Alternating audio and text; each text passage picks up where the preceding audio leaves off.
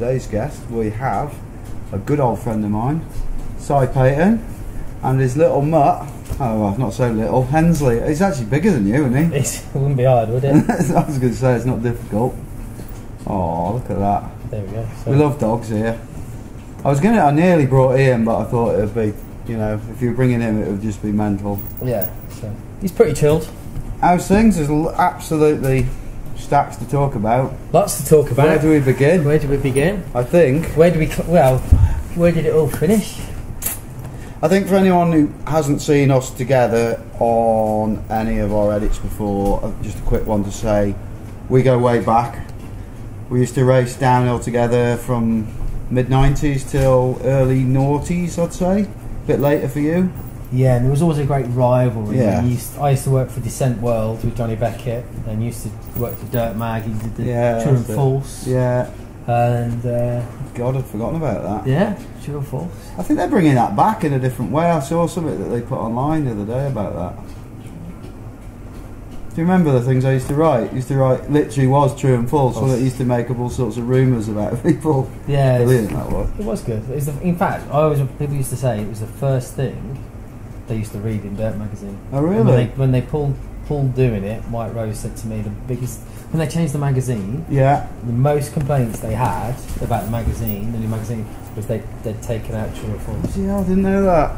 There you go. Well, that's my little claim to fame. So there we go. So yeah, so we've known each other for many, many years. Yeah, and it was a fierce rivalry. Back in the Forest of Dean, I think, when you had that Tommy Misser replica. the Kona thing. Yeah, Did you get it nicked? Turner. The Turner. It got nicked, and because it was so rare, there was like 20 of them in the world. Yeah.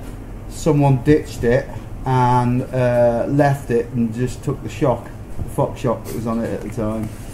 Yeah, I think that was probably one of the first times. Was that is it year 2000 races with Jerry McGrath? Right. Yeah, Jerry McGrath. So I used to race these cross-country races in the early 90s.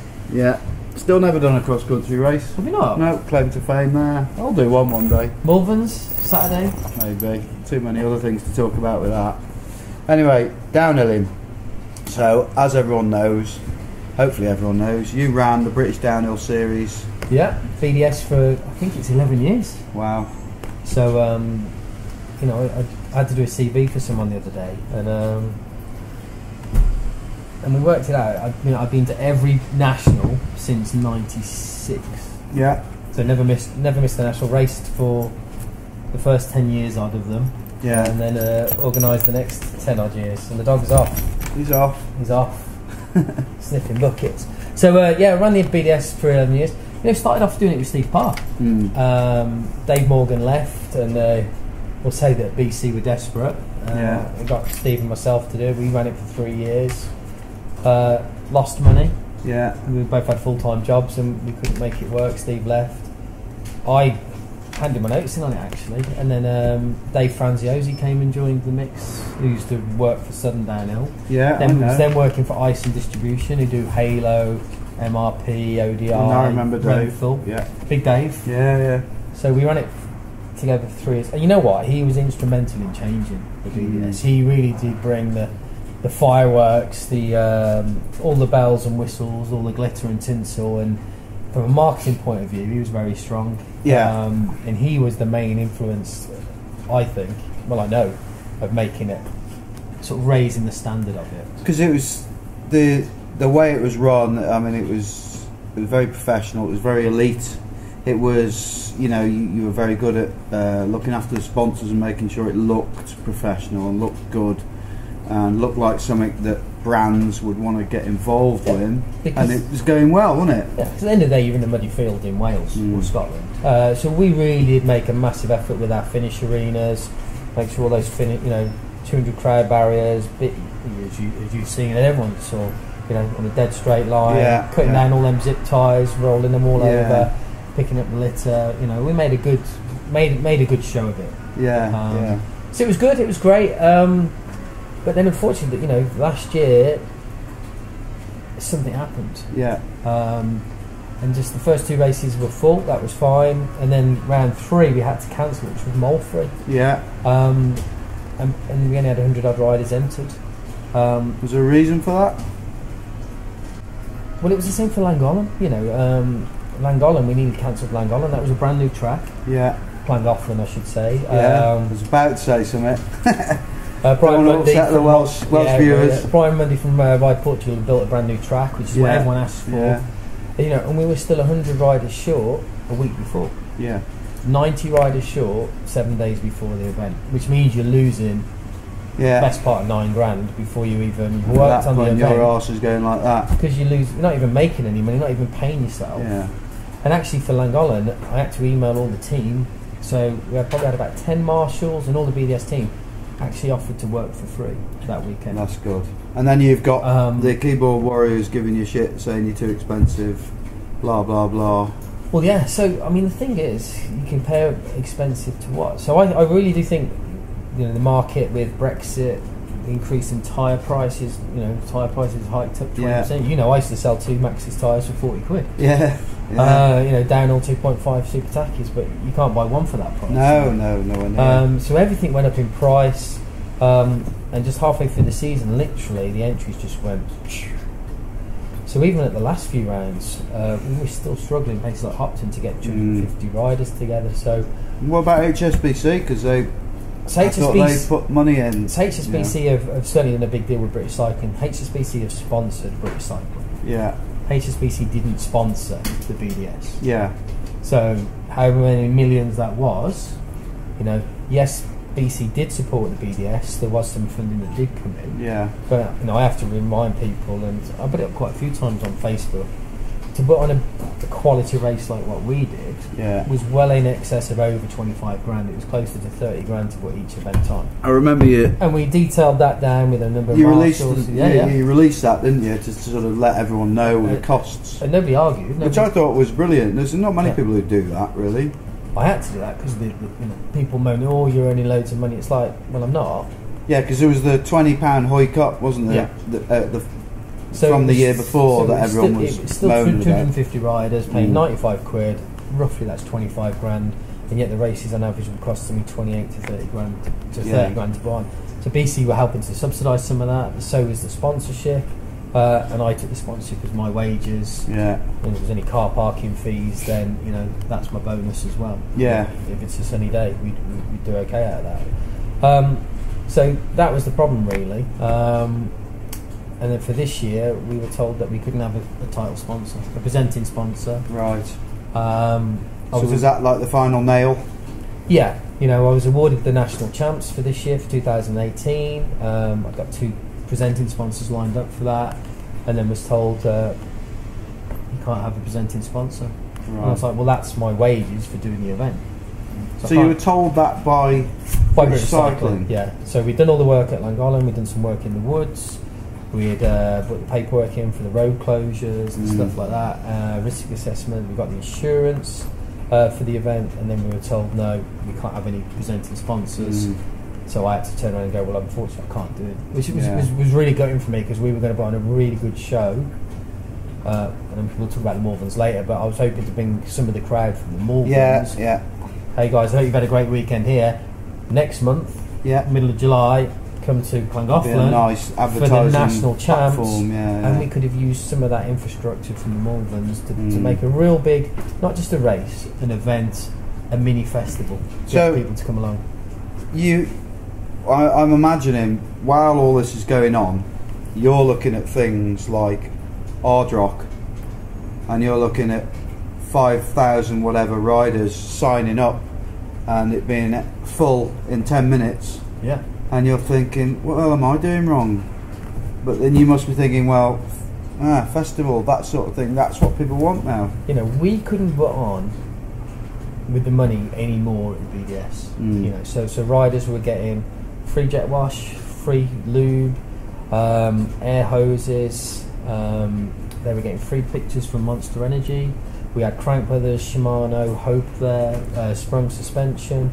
So from a package point of view as a rider, if you turned up at the BDS and you fell off your bike and something went wrong, you could get it fixed. It could cost you nothing. Even people like Madison were absolutely fantastic. They wouldn't turn a rider away. You snapped your bars, you go to the Madison tent and you'd offer them money. They go, no, we've got a set of Shimano bars, Pro bars or something, and they would hand you those bars. The service was awesome, but we couldn't deliver unless we had a massive sponsor. Yeah, we couldn't yeah. because of HSBC. We couldn't raise that price above 95 quid. We couldn't deliver any more. But we know that the BDS was the top tier. Yeah, yeah. You know, it was the cream of the crop in every category. Because you've got to be special to race downhill. You know, it's got to be a bit crazy. You've got to have some money to be able to do it. Yeah. And we know that the mass market out there is trail riders riding around trail centres on Sunday afternoon. Well, downhilling, when we did it, I mean, it's so different now, because you think when we did it, it was just us, our mates, rocking up, getting your bike out, you got your filthy kit on, stays filthy all weekend, and you're just having a laugh, aren't you? And nowadays, even the kids, like the 17-year-olds, 16, they're so pro, and they got the motocross dads there. It's a lot more. It's a lot more professional, and some people have, like I put my hands up and said we've made it more professional. Yeah. You know, we've done a lot. You know, we had our own satellite system, so I would take a satellite dish, get it to line up to the stars, and make it work. So we could give feedback.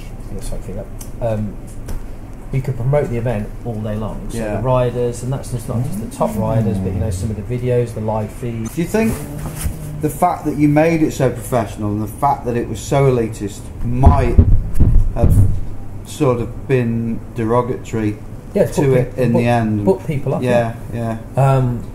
But that's the thing, and people have said that to me, and I 100% agree with them. We make it too elitist. Not with the price, because you know it was only a 10-15 quid more than another regional. Yeah. But when you added up the services that you got, that equalled it out.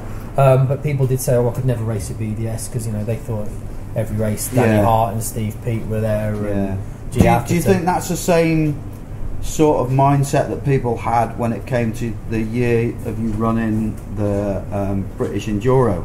Yeah, I think so. I think we went in too professional. No, it's hard to say too professional, because you know, we went full out making the event look really good. Make sure there's plenty of marshals, medics. But I think people thought, you know, what if I come to a national level enduro race? You know, I might be sort of found out that I'm not actually that good. You've told the wife, you've told your mates at work, you spent $7,000 on your bike and all your kit, and actually you've turned up and you're like, where did you finish the weekend and get smoked? Because it was the top riders coming. You know? I think this boils down to the fact that nowadays there's so much choice. There's so many little regional races that are so much fun, especially in enduro, where you've got these like day races and things like that, and people just want to pick and choose the good places, and they want to stay in their local area as well, because they don't need to go up Scotland and here, there, and everywhere. So you got to think there's, you know, I call it the bullshit monitor, which is Roots and Rave. Very good website. Check it out. Yeah, especially, and you can put in the riders of you, and you can put your competitor. Yeah, so you can put in Cy Paton versus he's never done that Jim Buchanan, and you can see who was the overall victor. But in this day and age, you know, a lot of people are out there on social media telling everyone they're John Bollocks, and the reality is they're not. But that's fine; it's not a problem. But that's the problem with racing. When you've got a high level race, you know, is you get found out. So some people will just not do that. And I think people don't want to commit to series races. I don't think in this day and age now. I don't think they want to commit to a series. You know, if me and you and you know Stu Hughes and whoever else said, "Oh, come on, let's all 3 or 4 of us go and do that series." I can't do that weekend because it's the anniversary. I can't. The kids are on holiday. I can't. But you can pick off a one-off race. It's stuff like the Hard Rock. Well, let's tick that off. Let's get it on the bucket list. Let's go and do that. Let's go and do the Mega Avalanche, Trans-Provence, or something like that. It works really well because you can say, June next year, let's all go to the Malverns. Let's do that. That weekend, told the wife, we're all off. Booked it off work, we go in. So you can do a one-off event. And if you don't want to do that, and I said you can do these regionals, these one-day events. They're regional, they're local to you, probably live within an hour and a half. You don't have to stay in a B&B. You can just get up early Sunday morning, you can go home Sunday night for tea. Exactly.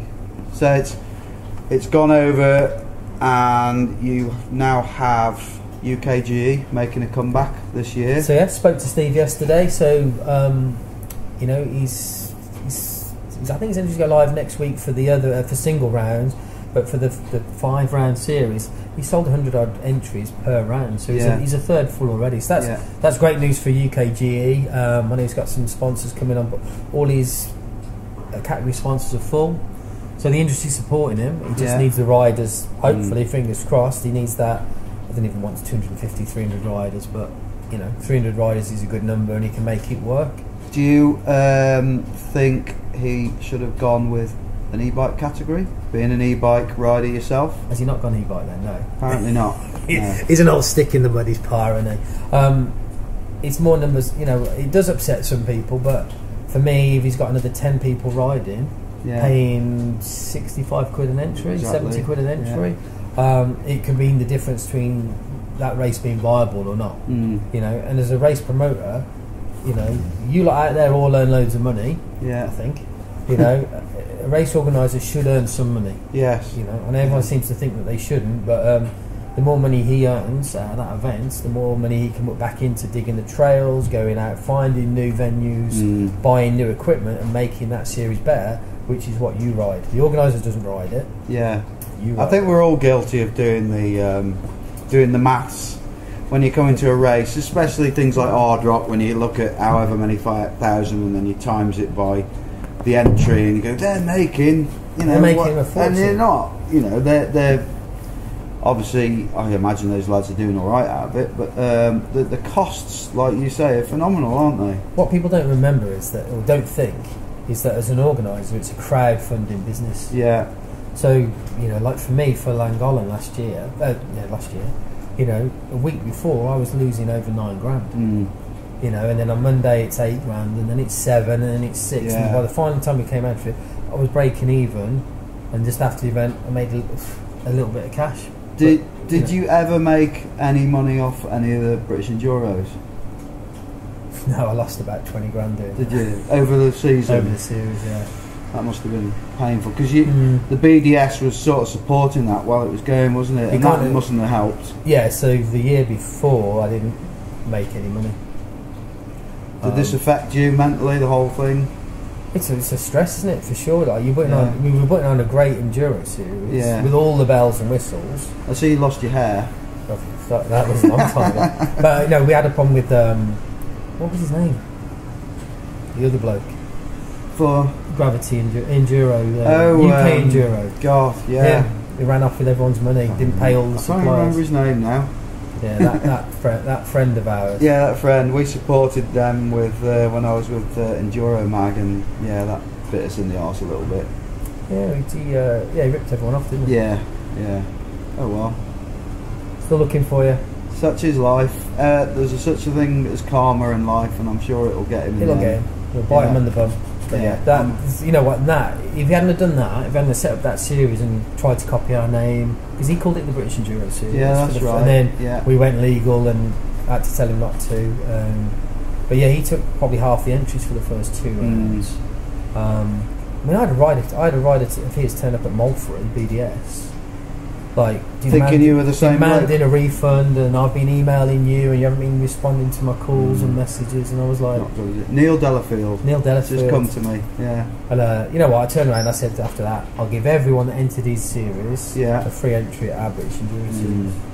So I tried to do the right thing, but the damage had been done in Enduro world. So anyway, moving on swiftly on. We've British Enduro. You tried your best, didn't make any money. Lost money. Lost a lot. BDS was supporting it. Then we had all the problems with the BDS that we have talked about. Yeah, it's been a struggle. So let's go back 20 years right now to a little place called the Malvern Hills. Malverns, not Malverns.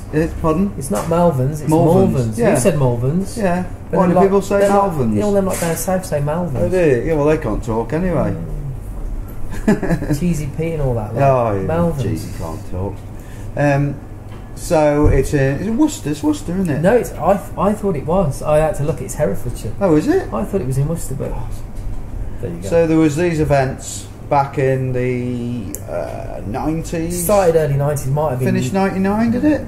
Last one. 98 was the last one. 98. Started about 91, 92. I think Yeah. 91 maybe. I think I did 4 of them, 3 or 4 of them. I did 4 or 5 of them. They were fantastic, weren't they? Yeah, like I know we're looking for rose tinted glasses on them, and it did rain sometimes, but it was just Yeah. a hot sunny weekend, and it's a beautiful venue. East Nordeer Park, lovely venue. If you want to look, and if you want to look at the Malverns and see what it was like, get Sprung 2. Yeah. And look for the Malverns section. I can't remember whereabouts it is. Well, if you just go on YouTube and put Sprung Malverns. Yeah, that's it. Yeah, so that's better because then they haven't got to look at the whole of Sprung 2, which is really embarrassing for me. I hate it. But, and it's just the bit with Africa Bambata at the front, that's right. Yeah, and then there's the video and. So that'll show you what it's like, won't it? That's the Malverns in. That's my advertising done there in 3 minutes. Yeah. So back in the day, it was on a steep field, basically. Yeah. You had the quad descender, which was the big one, wasn't it? Where you got Friday night. Was it Friday night or Saturday night? We had the dual slalom. It was at night, wasn't it? The slalom. So cross country was on the Saturday qualifying. Yeah. I raced the cross country, and there was 500 at a time went off. You had to be the first 250. Yeah. Like a couple of heats to get into. There was thousands racing cross country. How many people were attending the Malverns, do you reckon? Because no one really ever knew, did they? Do you reckon 20,000? It was never calculated, as in it was never counted on how many people came through the gate. Reports are only between 12 to 20,000. Yeah. On who you speak to, and yeah. So it was big. Yeah, it was big. But it was the Glastonbury of mountain biking. Yeah. And it was before the Tinternet really and social media. And if you wanted to come and see Steve Peat, Rob Warner, Will Longdon, Matt Farmer, Steve Gill, Pontin, all them lot. Side Paton, Jim Buchanan, Tracy Mosley, people like that is that was the only place to go. So it was a pilgrimage, wasn't it? Once a year, it was a pilgrimage. It was amazing, and it was. I can't remember most of it because we were so bloody drunk. Oh yeah. I remember one day spending the whole day in my tent while all the racing was going up, throwing up. Yeah. I think I might have done the same the next year. Obviously, going to handle my booze. It was a piss up, wasn't it? Yeah, big time. So while this is going on, you're struggling with numbers, and you're looking out there at things like Hard Rock and thinking, bloody hell, these boys are doing well here. And this festival type thing and the whole new Enduro, and you're thinking, what can we bring back? Here's our drinks. Here's our drinks. Thank you very much. It's not for you. Lovely. Not for you, dog. Thank you. Thank you. So what happened was I had a 2-year deal with Cannondale for the British Enduro Series, and I phoned up Clive Gosling over Christmas. So Clive Gosling is an old friend of mine from BMX days. Yeah. He used to have a number plate, BMX 1T. He did? Yeah. I thought you had that. No, I got S1 BMX. Ah, right. I used to have D11 MTB, and with the dot it was DH MTB. Yeah, I sold it, which I never did. Clive Gosling. In fact, someone wrote BMX when it was 1T, someone wrote BMX T1T on his number plate. But so Clive used to do the commentating at the Malverns, and I was involved in the Malverns a little bit as well. Yeah. I raced all the events. I did the start for the dual slalom. Oh, did you? When Data. Yeah. Was it Data? Your mate got clotheslined by the security guurds, and then everyone. We had a big fight. There was a bit of a fight in the middle of the Let's not talk about that. That won't be happening again. No. So Clive Cousin, who works for CSG, which is Cycling Sports Group. That's Cannondale, Mongoose, Charge, Fabric. Yeah. Hoffman Bikes. Something like that. Maybe. Yeah. So lots of stuff like that. GT. I've said that. So he said to me, I said, look, mate. I said, I've lost a lot of money really on this Enduro. I'm going to have to knock it on the head. I can't take the risk for next year. Yeah. And the wife's going mental, because I'm away twice as much. And he went, all right, sack it off, bring back the Malverns. Oh, just like that? And he said that, and I went... Well, hadn't I suggested to you the Malverns like 2 years ago? I'm sure we had a conversation about it. Dave Lawley, a few people had mentioned it to me.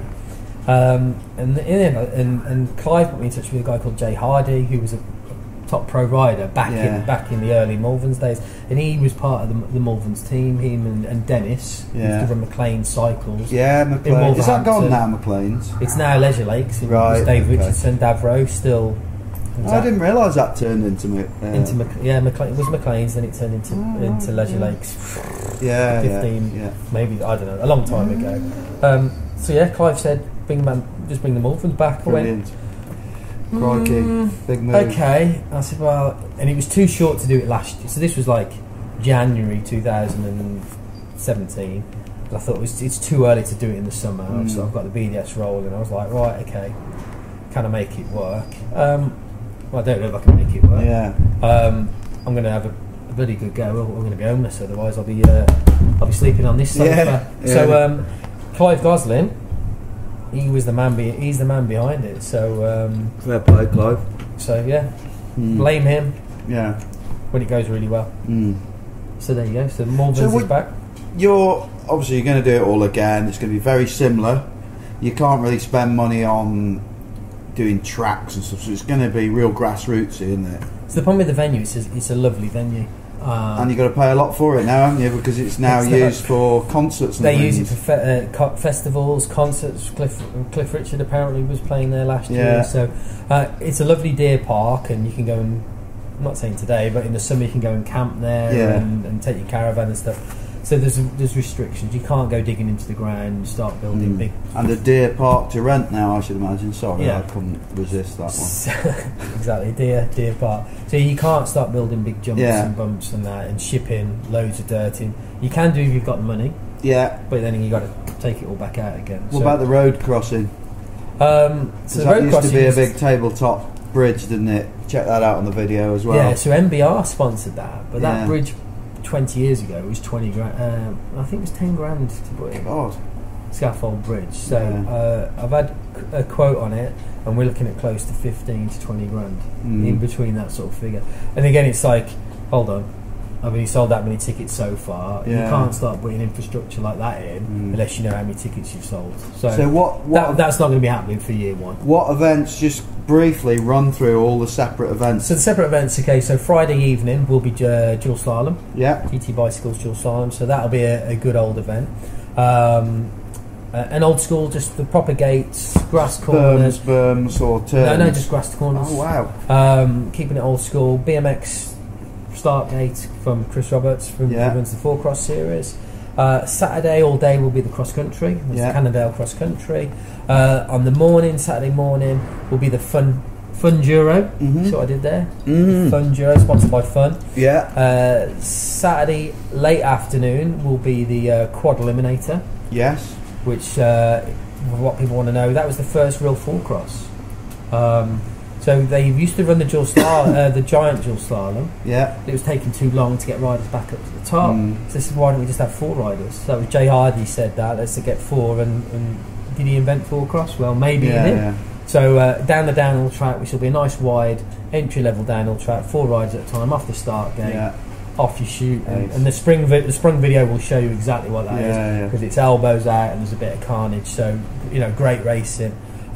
Saturday evening, sponsored by TRP, with the lake ride. So we can't have lake jumping at the Malverns. That used to be a big thing, but that lake is only waist deep. Right, and health and safety nowadays is a bit different to the 90s. If someone ever did a big jump and went head first in and landed on their head, you can't have that on your shoulders. Can't have that on my conscience, and I don't want to be going to prison for stuff like that. So we're proposing, and let's see if I can get my engineering degree out, to build like scaffold planks across the lake. Yeah.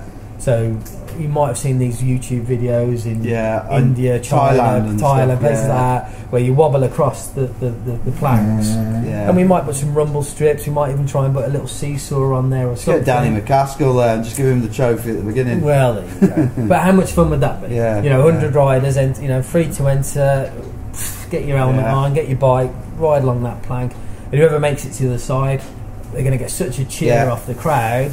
And let's hopefully there's several have made it. Right, lads, back you come. Yeah. And whoever's the last man standing, if they all fall off, whoever gets the furthest, he'll be the winner.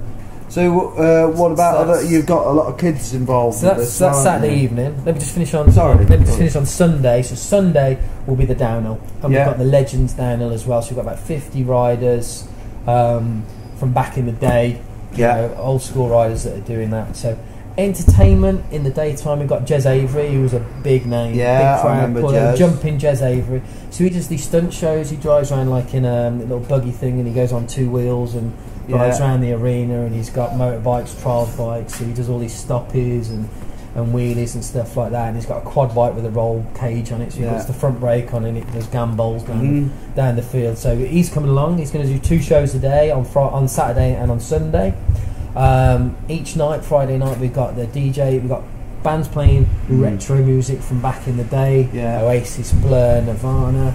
So, and then that's 7 till 9, then 9 till 11 we've got the DJs playing. Cool. So a bit of bring your dancing shoes and fancy dress Saturday night, as always at Malverns. Yeah. And the theme will be, of course, bring your old school retro race kit. Yeah. So start squeezing in, because that Lycra will show those lumps and bumps. Yeah.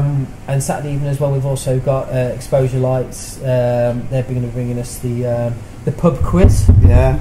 What year did Hope first release their disc brake?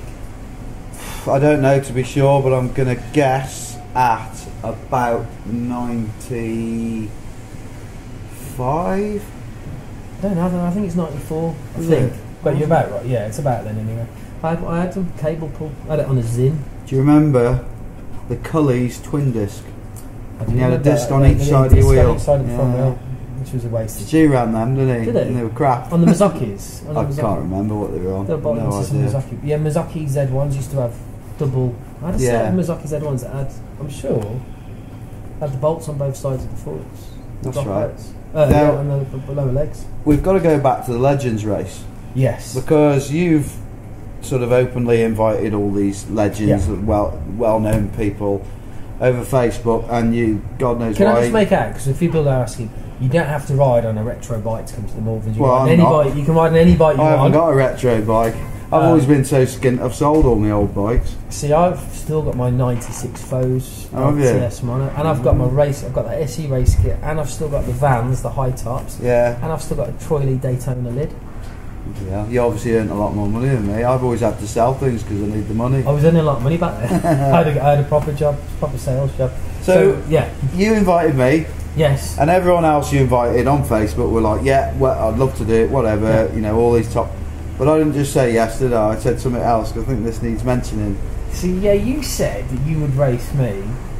I'd race if you do it, and we can reignite that old competitive fire we used to have. The problem is I want to race it on my old Foes. Yeah. Which is obviously I've got a big advantage then. Well, let's be honest, the bars are about that wide. Yeah. I think they're about 6, I don't know. I'd love to measure them actually, but yeah, that bike's a bag of nails. Yeah. Compared to, like, the suspension.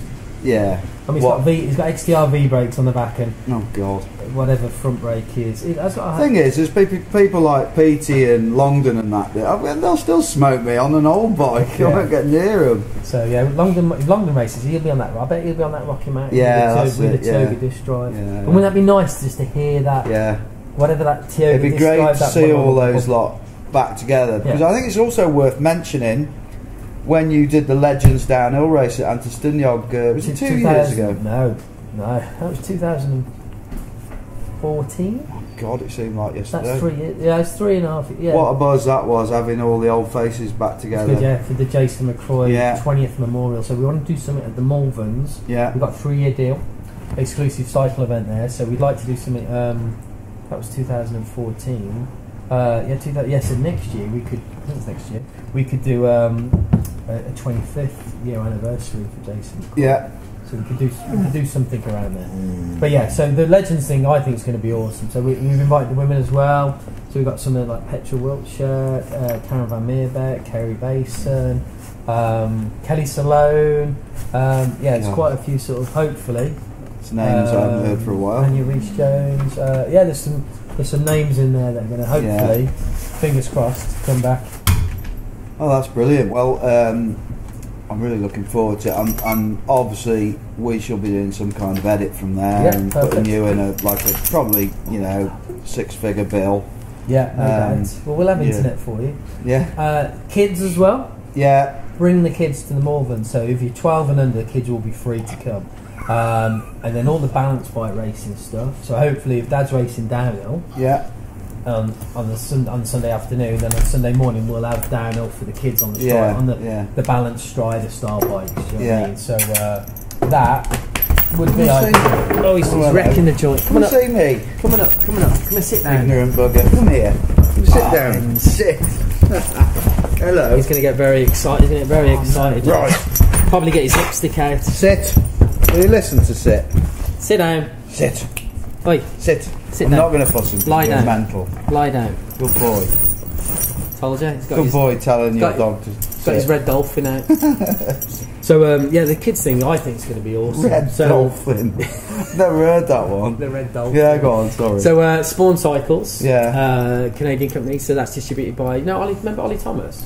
Yes, I do. Used to work for Fern and Core, stuff like that. So he's looking at that. So big kids zone, and hopefully, potentially, face painting, bouncy castles. Yeah. Oh God. Dogs will be allowed at the Malverns as well. As long as you clear it. Strong, isn't he? Right. Will you sit like that and chill out? You didn't get it, will you? Oi. Go on, so carry on. So the kids stuff's going to be, I think, it's going to be awesome, and that'll all be free. Unfortunately, the older kids will have to pay. So if they're on a pedal bike, racing stuff like the cross country and the mini downhill stuff, but you have to pay for that, unfortunately, because we have to pay BC insurance to cover all that. But basically, a lot of the kids stuff will be free. Yeah. And one thing I'm hopefully going to make work, if I can get the water pumps to work, is a slip and slide. Ace. So just on that grass bank, the old cross country climb over the road from the lake, a slip and slide. So you can imagine trying to get the kids off that on Saturday evening. It would be like stop. And then another good thing that should be going on as well is hopefully, I'm saying this now. Hopefully we're going to sign this off. But I'm in talks with Muck-Off to do the pump track. Yeah. So that'll be open all day. Brilliant. Friday, Saturday, Sunday, and pump track racing. That's the wooden pump track that they had at the Hard Rock. Yeah, so we've got that, and I've also hired in short tracks, the wooden pump track as well. So for the kids as well, that'll be in the kids zone. So that'll be, the kids should come along and have a good time. And if ticket sales come in, you know what you need to say is a date. We haven't said the 15th to 17th of June. Yeah. This year, 2018. So. Yeah, I've got 2 kids. They're coming. I've got a 3-year-old. Yeah, my family's. We're all coming. A 3-year-old and a 7-year-old. So I want to have stuff like storytellers. Get the kids, bring the little deck chairs, bean bags, sit in the tent, and have a bit of storytelling. I really want to look after the kids and make sure the kids are happy. If the wife's happy, happy wife, happy life. Yes, tell me about it. And then we've also got the big demo weekend as well. So for 3 days, if you want to come along, and so we've got some big companies signed up like Cube, Specialized. To come along and try and demo all those bikes, and it's like a £5 and £1 booking fee to do that. But the money that we're raising from that is Ride for Charlie. Yeah, right. Okay. So we are doing a little bit of fundraising for that. So hashtag Ride for Charlie, check it out. Yeah. So that should be a nice thing as well to come and check out all the latest bikes and see what's going on. And then all the industry people are going to be there, from Crank Brothers, Shimano, SRAM, Hope, Sprung Suspension, looking after people's bikes, offering race support. So again, that's great value for the riders out there that are coming along. So, and spectators as well, we'll look after you. We've got to be a little bit careful with spectator management. I'm always beat on about that, but we'll look after you. We've got medics there 24/7, and we're going to have security as well. There's one thing that worries the life out of me is you're going to get your bike nicked, so make sure it's locked up. We've got Oggy in charge of security. Martin Ogden, I went up to Leeds last week. He's in charge of security, so we'll have a load of security, a load of stewards. Ideally there's going to be a lot of people there, so you do need to be a little bit careful what's going on, and daft things. There are daft people out there, so people can see all the stuff that's going on your social media as well, can't they? So check out malvernsclassic.com is the website. All the stuff's listed on there, and on Malverns Classic on Facebook and Instagram and Twitter as well. Twitter? Is that still going? I think so. I don't post any Twitter. I think it just goes straight from the Facebook. Do you know what? I haven't even Twitter. looked at Twitter for about a year, I'd say. Yeah, I don't even look at it. It's all about Instagram and Facebook, Yeah. isn't it? So, yeah, so it will be a good event, and come along. If you want to know how much it's going to cost, it's a tenner in if you're going to do a 1 day. Yeah. Plus £1 booking fee, and if you're coming for overnight, it's going to be 30 quid. So if you're 13 or over, it's 30 quid, and that's for your weekend pass. That includes parking, camping, spectating. Yeah. The £10 pass gets you parking and into the event spectating wise. So, and then if you're paying on the door, it's going to go up another £5 or a tenner. So book in advance. He's even making me pay, aren't you? Which I'm happy to pay because I'm supporting it. That was a legend. I've given you a free race entry. Oh no, but I mean like and the I've given camping you and all one. that. No, I'm giving you a free pass for Oh, that. yeah, I as the didn't legend. realise I thought I was paying. But I want to be on more The than wife will have just to a pay. Legends race, so we need to chat about that afterwards. We can get you entered in the others, don't we? Perfect. Dual slalom. Yeah. I can see you in dual slalom Suits me and because quads. I don't like the big jumps, and you're not having big jumps. I don't mind the going fast. I always beat him on the jump. Yeah, I know. There we go. So, I think we've covered that. Would you say Malverns. we've covered that? Yeah. Come along. Next 3 years. Fingers crossed. We'll have some good weather. I want to talk about currently, because you're a rider. We tend to forget when we're interviewing people who do this and that. You are a rider and you love riding, and I know that. And then I haven't ridden with you for National years. champs last year, 2017, third. Yeah, I know. Yeah. First time on the downhill bike racing in about 11 years. And I still got it. The old legs. You can ride. You can There ride. were some good jumps on that course. But what are you riding now? That's what I want to know about. What I'm riding now? Controversial. There we go. I was back on with the Thai Bride last week. Thai Bride. Yeah, I got a 4-cross common cell Thai. Right. The old Thai Bride. I love the 4-cross bike, down the dirt jumps and stuff. I don't get to do it as much as I want, but we went to Bowl Hills, went to Leeds, and went to Bowl Hills in Sheffield. Wow, it was a place. Bit cold, bit windy, bit frosty, but we were back there. Love that. Love the BMX Cruiser, 24-inch down Perry Bar Bike Park in Birmingham. So love a bit of that. Leicester as well, Huncote BMX track. Yeah. Smoking. And I have got a downhill bike. Still got a Saracen Miss, which I love, but very rarely get to ride that. But what I'm on all the time is Cannondale Matera e-bike. E-bike, yeah. And I absolutely love it. You know we what? saw you at Forest of Dean, didn't we? We were doing our. Didn't even plan that. No, just bumped into you. We were doing our e-bike. It's not out yet. It'll be. I'm trying to think. This will probably be out before it. But we've done the 2 days where what can you do on an e-bike. We went up to Snowdon, that's out at the moment, and then obviously the one where we saw you, Forest of Dean, just loads of daft stuff, and we went riding around for a bit, didn't we? And it was such a great day, wasn't it? But we did get some funny looks off the, well, I say normal riders. E-bike is what they call this. You know what? I phoned up Clive at CSG. Yeah. And back in March, and I had some bad news with the wife. She'd run off. Yeah. A week later, the old dear popped to clogs as well. Oh, sorry to hear that, mate. So I was in a bit of a bad state, to be honest. And I was like, oh, man. And I was in a real bad way. Depression stuff, and yeah, my life went tits up basically. Yeah. And I phoned up Clive. Yeah. And I said, dude, I just want an e-bike, just get me one, buy one, whatever. And he said, he was really kind enough. He said, well, I can just loan you one for a few months. Yeah. Which I haven't given it him back yet, because I needed to get out. Yeah. I need to get out, away from everything, just into the woods on my own, and just, you know. And it was the most therapeutic thing ever. You've lost some timber as well, haven't you? Yeah. And you know what? And people are going to laugh about this when people go, "Oh, you don't get fit on an e-bike." Oh, that's not true. true. It's absolutely not true at all, right? Because I tell you what, like, so I've discovered the Wrekin. I've drove past it a million times. I went a couple of times back to trails are mental, aren't they? To the Arkle. Arkle. The Arkle, which was in Sprung again. With some good wallows, jumps, and bumps. And I met Davidson up there the other week, and even he can see it from his house. Yeah.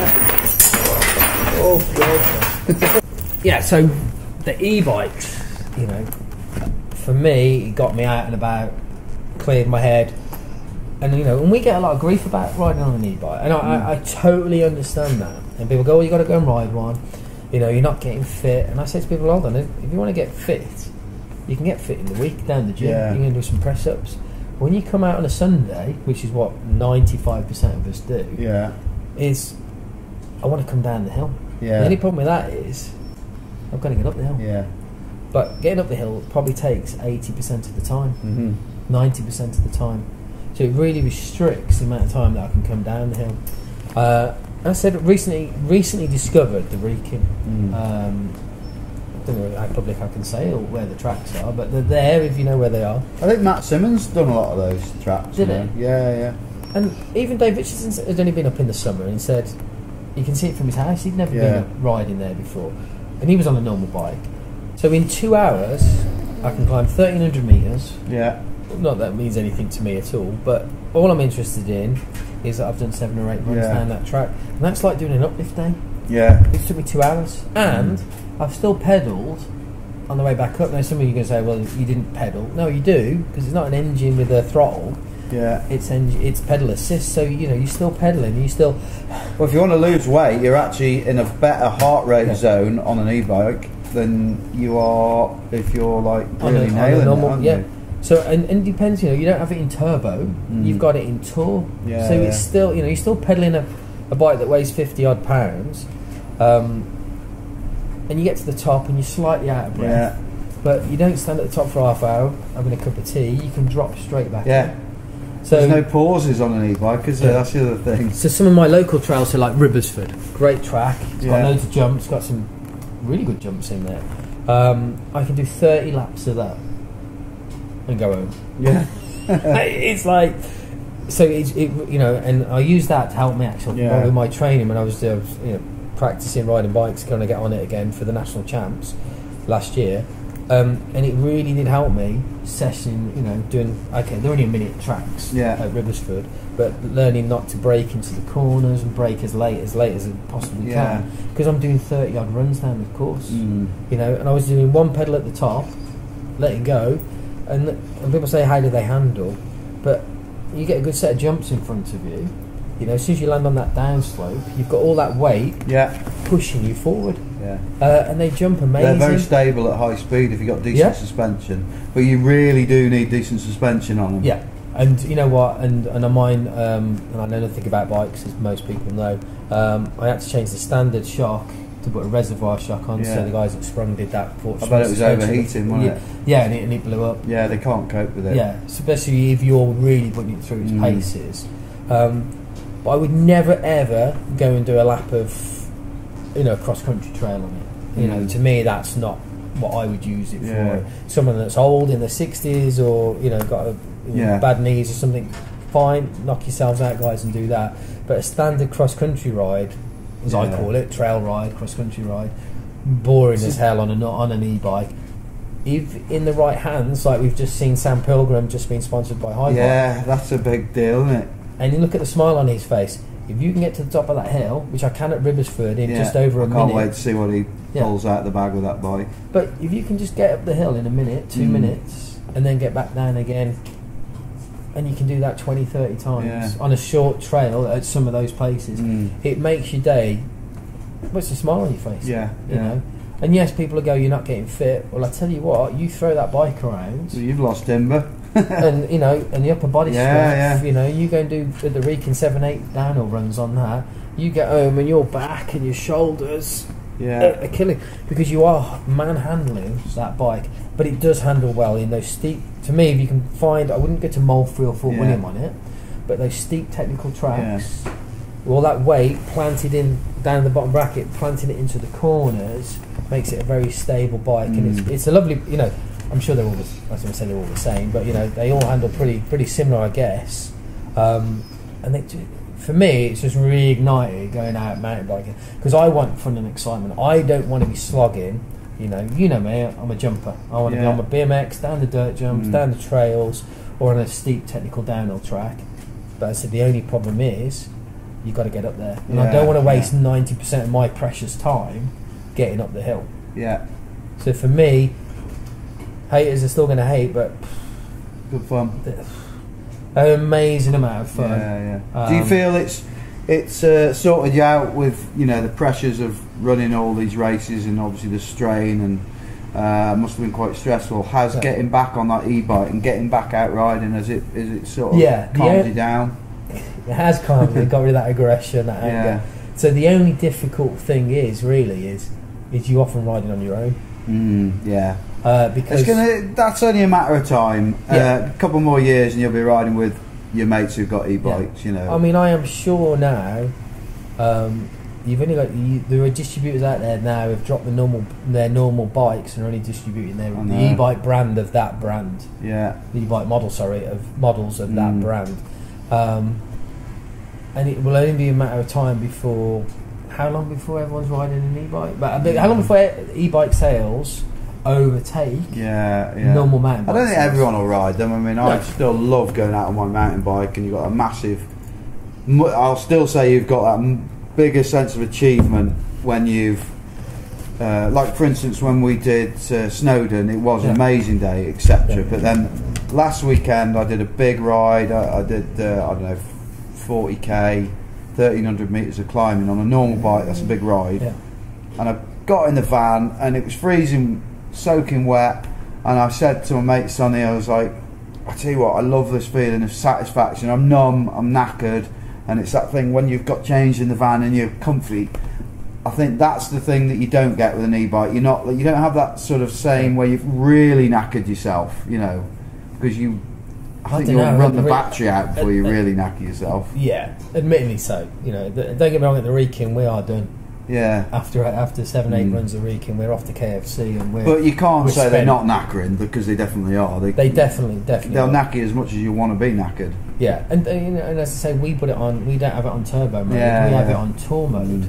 And then I put it onto that EMTB mode. So the guys at Raceco Cycles and Stourbridge sorted me out there, Rich Butters, did a software update, and that e-bike mode, EMTB mode, you know, provides, it matches your torque, so to speak, to your pedal rate, and it just works really well. And I think I gave me an extra, I don't know, probably an extra 10-15 minutes worth of riding out of it. So what do you think the racing for e-bikes should be for the future? Me personally, I would never. I did one. And I think e-bike racing is wrong at the moment. I don't think it's. To me, the problem is, and I wouldn't say then adjust the bike, but it's so easy to get up to 17 miles, 17 miles an hour on it before the engine cuts out. You know, on some courses, you're up to that speed within the first 5 seconds. I think it needs to be extreme cross country. Yeah. So for me personally, racing e-bikes. In enduro is a waste of time. I just don't see the point of that. You should just do it on a normal bike. I see the value of going up and just going and doing those laps. Perfect. But the racing, I don't see it as a race tool. I know some people. You know, this is an interesting one. Some people are going to turn up at some of these big events on the Friday on an e-bike, get all the stages done, banked, and then turn up on Saturday. Should that be allowed? No, of course it shouldn't. No, I don't think that. But any Friday ride. I mean, I did it when I was doing UKGE, but only because everyone else was. You know, it's that sort of sheep syndrome. But Friday riding. Better if it wasn't allowed. You know, there's a big court case going on at the moment, which is going to change things drastically regards rider management, spectator management as well. It's just the unfortunate event at Llangollen. Where a spectator unfortunately died. There was an incident there. But you've got to look at stuff like that and go, you know what? You call it unofficial practice.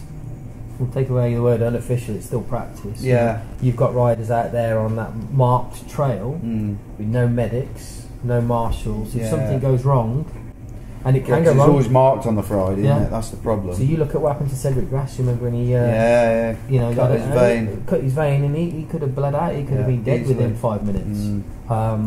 Accidents do happen. So you know, you got to be careful. You got to be careful out there. You know, if you're running events or even riding at events, you know, you need to make sure those marshals and spectators are. The marshals and medics are there. I think it's crazy. Friday practice without marshals and medics. I couldn't go to sleep at night worrying about that. So move on. Malverns is on its way. Malverns, it's on its way. You're a happier person now. Less stressed. Out on your e-bike.